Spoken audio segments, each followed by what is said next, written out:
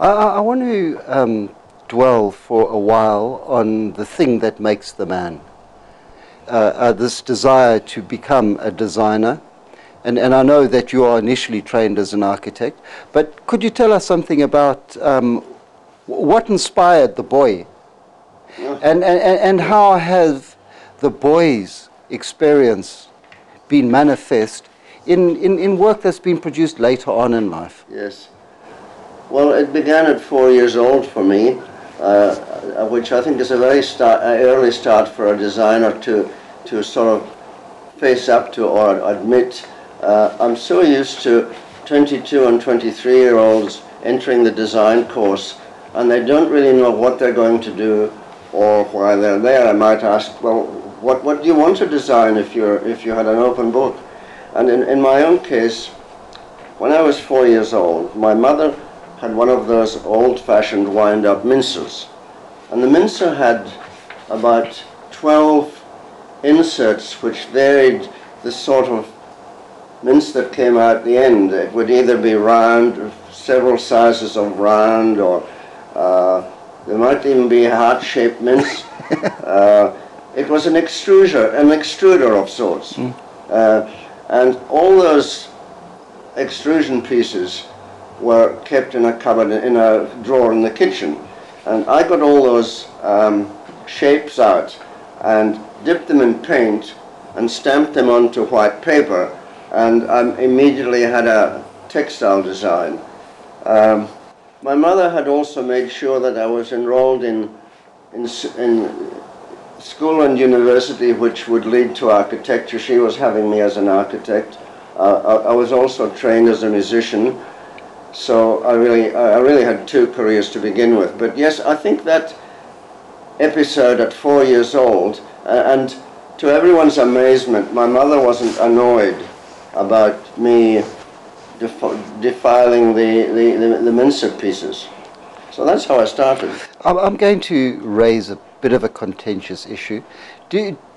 And keeping in mind this little episode of a 4-year-old boy dipping shapes into paint and then painting, do you believe that the world of design, let me put it a different way, of course the world of design is open to everybody. Yes. Can anybody, or could everybody, be a designer, do you think? No, I don't think so in a suitably acceptable way, if you like. I think that, and this is something that I observe very much with students, quite early in meeting a student, who again can be anything from 20 to 25, or it can be what do they call an overage student? Mature age. Mature age student. Yes. Yeah. I think you need to be lucky enough to be born with certain cells which can be expanded and multiplied. So I think there needs to be a germ there to be significant as a designer. Everyone should be taught design at school, so then everyone could be a better designer than their predecessors, if you like. But for a designer to be a designer per se, I think you need to be born with a certain amount of suitability in your mental state. Can one take raw material and turn it and turn that raw material into a designer, do you think? I'm certain that with suitable teaching, you can do that up to a point. I've been fascinated by teaching students from other cultures to observe how much they can put their initial culture into the background, accept design philosophy, and be left with enough influence, if you like, to make their work significantly different to, let's say, a European culture. I've been particularly interested to have an Aboriginal student, and I've never managed it because I don't know why I've never got one, but I would be very interested to find out one of the answers to your question, really. Mm. If we move just one step on from the idea of design, let's talk about creativity for a very short while. This idea of creativity, where does the creative spark come for you? For argument's sake, Yes. we have this idea, Yes. can you do us something in Korean? Yes. So how does it start? What is the initial spark? I find it starts in many different ways. Most designers and most architects respond to a brief, a requirement for something. I've worked differently to that, more along the lines which will answer your question. But it changes all the time. For instance, I have a piece over there called Jigsaw. And the way that started was totally unplanned from my point of view.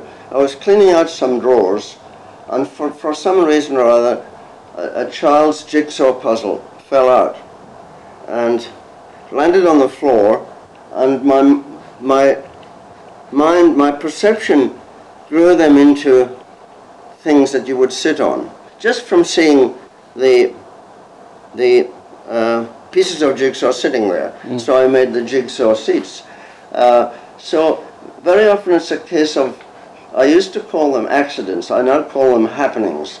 So we have that happening of the jigsaws falling out. Whether Mark Newson would have had the same thought or not, I don't know, or other designers, but for some reason or other, this sort of magic happened, if you like. Mm. It might sound presumptuous, but I actually did see in my mind these things growing up to 450 or 500 high. Perhaps there's a way of knitting this idea of a genetic makeup, life's experience, yes, and the notion of, I prefer the word serendipity. Good, yeah. Yeah. But I do feel that serendipity is my happenings. Yeah, exactly, thing, yeah, right. Exactly. But the serendipitous has no value unless unless you materialize it. Well, unless the participant is sensitive enough to understand. Of course. Yeah. So the background comes into it again. Oh, yes. You know? Yes, indeed. I just want to take up one thing that you said about design and problems. Do you think design is only about problem solving? Oh, hell no. It's about creativity. Yeah. Yes. To me, I don't like the term problem solving. I realize that most designers in the world earn their living through problem solving. And of course, as soon as one visually creates this piece, for instance, there are immediately a number of problems to solve. What type of Z shall I use? What, this way, that way, high? What will I use it for? Nice for wine? Or will I make also a lower one as a coffee table? So, no, you see, problem solving is what comes through issues of briefs being given. And very often it'll be, we want to beat that one which is already on the market. Well, that becomes certainly problem solving. But you can still have a flash of creativity which allows you the start of the development of the design. But I'm glad you brought that up, because I've always sort of resented the description of designers being problem solvers. I mean, a lot of designers do, if you like, adequate design, competent design. One has to do that as well to earn money, but that's not the spirit of creativity in design.